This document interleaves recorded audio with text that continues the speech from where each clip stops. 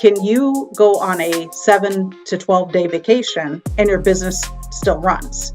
If your business needs you, it's not a business, it's a job. If you can't shut down and your business doesn't survive, that is a job, and that's not freedom.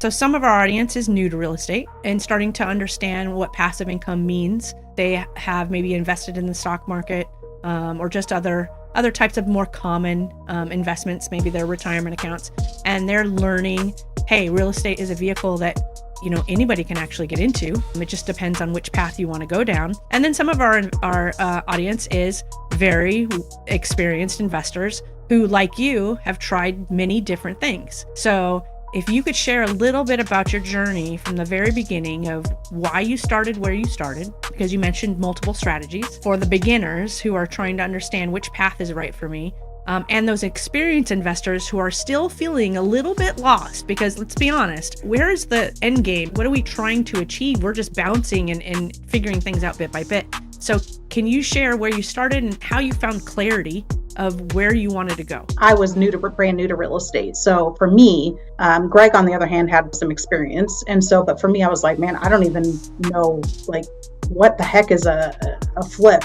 I didn't even know what those terms meant besides the flip I know.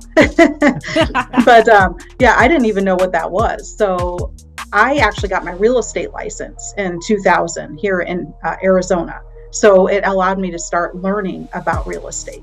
And we needed to build the capital to eventually get to passive income. And passive income is mailbox money, where you don't have to work. It just literally comes in and that was the end goal, is to be able to not have to do everything. But to get to that point, we had to do flips. We had to do traditional real estate. I had to do all of that. So we had the income to be able to eventually get us to where we wanted to go.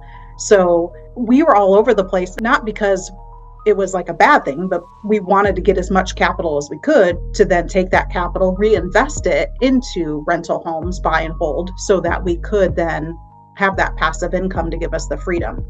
So when we transitioned over to that and the mailbox money and the passive income started to come in, we didn't have to do anything else. And that was some people enjoy the game of flips, but to me, that's a job. And my husband's really good at always saying this is, can you go on a 7 to 12 day vacation and your business still runs? If your business needs you, it's not a business, it's a job. If you have to be there to answer calls and do everything and you can't just shut down like you guys just did for 3 weeks, which was awesome. If you can't shut down and your business doesn't survive, that is a job, and that's not freedom. Freedom is mailbox money, passive income, allows you to do these things and still live the life and the dreams that you want, and have the time and the freedom to do what you want. And that's what passive income is to us. And that's why we chose that road. Gosh, I love that story.